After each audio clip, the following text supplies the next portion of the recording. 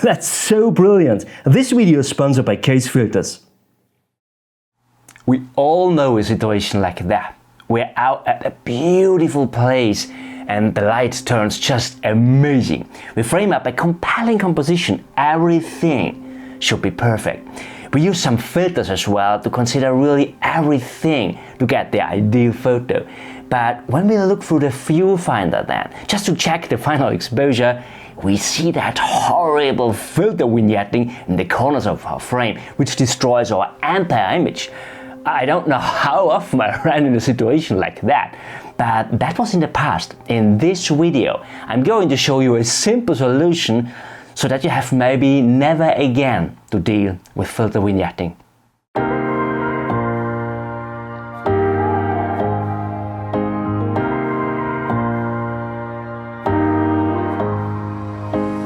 Hi my friends, very nice to see you. It is a nightmare situation to work hard on a good composition, and at that moment when we want to expose everything we have worked on gets destroyed by an unlovely filter vignette. And you know, in the past there were some wonky compromises to avoid filter vignettes. Yeah, we could zoom in to avoid vignetting, but then I either lose the outer part of my composition or I have to go one step back to compensate for that. But yeah, then I change my perspective, and perspective is really everything in composition. There's really a reason, a good reason why I decide on a specific camera position. Another compromise was to use a bigger filter diameter by using step-up rings. And yeah, that really solves the vignetting problem too, but that was never a solution for me because most of the time when I use filters, I photograph either close to a waterfall with lots of spray or in woodland after a rain when there's water dropping down on my glass. So I'm really a big fan of using lens hoods, at least in a situation like that. It's really a big difference. If there's something above your lens, it gives a bit of protection against water drops. So a bigger filter diameter was never a really solution for me. Yeah, the third compromise would be to relinquish using filters. But yeah, I mean, that's also not a compromise, right? When I need a filter, I really need one. But Case developed a new filter meanwhile that offers a real and firm solution for me to avoid filter vignetting completely. One thing maybe, this video here is sponsored by Case, but I don't get paid for saying anything specific. I'm allowed to say my entire honest opinion, even negative things, so a big thanks to Case at that point, because yeah, that allows me simply to make my videos as useful as possible for you. And that new filter is really cool, I have to say, but it is not only the new filter itself that solves the vignetting problem. There's more. You know, Case works already quite long for fixing that vignetting problem. We all know, independent of the filter brand we use. So there are several features that lead into the solution. So don't overjump that part. You really need every single feature that it works. Well, the first thing Case did is they use a quite thin filter frame, and that already for years, and that's important. And yeah, I think it's logical. The thicker the filter frame, the more likely it is to run into a filter vignetting. Yeah, I mean, it's the frame itself actually that leads into the vignetting. And so the thin frame had already a positive effect on vignetting in the past, but it didn't solve the entire problem. It just reduced the amount of vignetting. And yeah, whenever we used a filter on a shorter focal length in the past, such as 16mm for instance, we anyway got a little vignetting. So the next thing Case did is, and that's quite clever I have to say, they tweaked on their adapter ring. You know, Case filters come with the amazing magnetic system, which was really a big game changer for me for optimizing my processes out in the field. I can easily and quickly try different filters without wasting time. I just have to click the filters on and off I want to try. I don't want to waste it, I have to say. That's really good. Yeah, I don't know how much lifetime I wasted just with screwing filters all the time over all the years. So a big thumbs up just for the magnetic system. But you need an adapter ring so that your filters hold on your lens, obviously.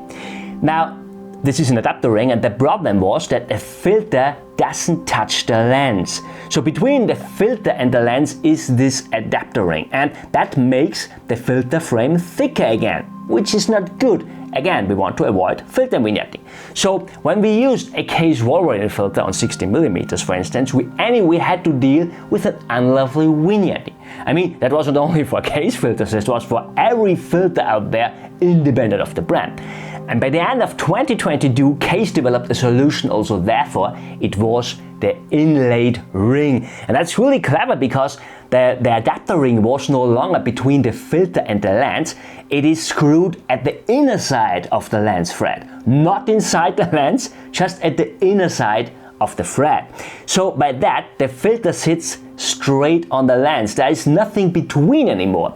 And when I used a filter at 60mm, for instance, I didn't get vignetting anymore. And that was a really phenomenal solution for me in the past, I have to say, but there was still one big problem. Because as soon as I stacked filters, let's say I use a circular polarizer, and I also want to put a neutral density filter on or so, the filter frame gets thicker again because there are two filter frames sitting on my lens. The frame thickness gets simply doubled, and you guessed it already, I get an unlovely vignetting when I stack filters. But meanwhile, Case has developed a solution also therefore, and it's so simple actually, but it's really clever. What if it would be possible to use a circle polarizer and a neutral density filter in just one filter frame, so that we don't have to stack filters anymore? And that is what Case developed, a kind of combined filter. Just one filter frame that contains a circular polarizer and a neutral density filter. Yeah, I mean, I said it's simple, but it's so powerful. One frame, two filters, no vignetting at all anymore. What a big advantage. It solves the vignetting problem for me completely. But it is not that I would replace all my filters right now. I tested the new filters already for a while, and I found a very specific way that allows me to get the best possible result for my image. And there is also another amazing advantage the new filters offer. But before I will tell you all that, my friends, if you like this video, please give me a thumb up. You know, it helps me, it helps the algorithm, and it helps also other photographers out there to find this video better on YouTube. Thank you therefore.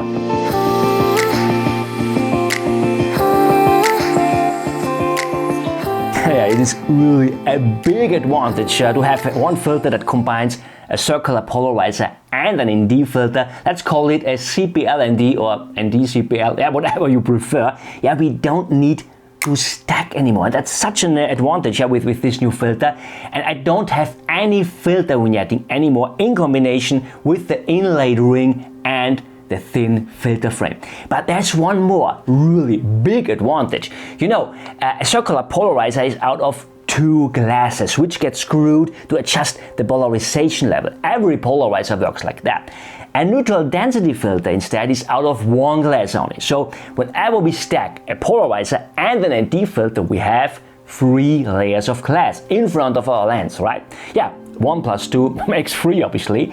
Now the combined CPL-ND filter doesn't use 3, it uses just 2 layers of glass, and that's really a big advantage for the image quality. Yeah, the less glass I have to put in front of my lens, the better. And Case developed 2 different combined filters. It's the ND8 CPL and the ND64 CPL, or in other words, the 3-stop polarizer and the 6-stop polarizer. And quite clever are the color codes. You know, for the common filters, the silver one is the polarizer, the blue one is the ND 3-stop, and the 6-stop ND is the golden one. Now guess the color codes of the combined filters. You guessed? Yeah, the silver blue one is the 3-stop CPL, and the silver gold one is the 6-stop CPL. Whenever I need a filter, I just have to look at the colors. That's so easy. So all in all, a really good idea, and it completely solved the vignetting problem for me. One thing maybe, before I will tell you more about that specific way I found for myself to get most out from my images, The shortest lens I use in combination with the revolution filters is 60mm. So I didn't test this new filter with the shorter lens, such as 14mm for instance. Yeah, because I don't have one for my Sony. I have a 12 to 24mm lens too, but therefore I don't use the revolution filters. Therefore I use a special solution from Case, yeah, with a quite big filter, yeah, because the range between 12 and 60mm is an extreme focal length. I get nearly the entire world into my frame with such a focal length. So if any one of you has tested these new filters already with anything below 60mm, feel free to leave a comment below. I guess it is very likely that you will see a vignetting below that, but honestly, for everything below 60mm, I would expect that I would need any special filter solution. But for the common range of for landscape photography, the new Case Wolverine Evolution filters, the combined ones, definitely solve the filter problem for me, and that completely. But again, I tested the new filters already for a while, and I definitely don't want to replace my old filters by the new ones. There's a very specific way that works best for me.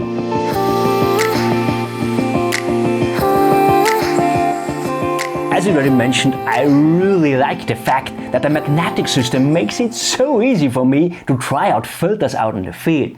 First of all, I try without filter. Then I try a circular polarizer. Then I try to add an ND filter, for instance, and that quickly without wasting time.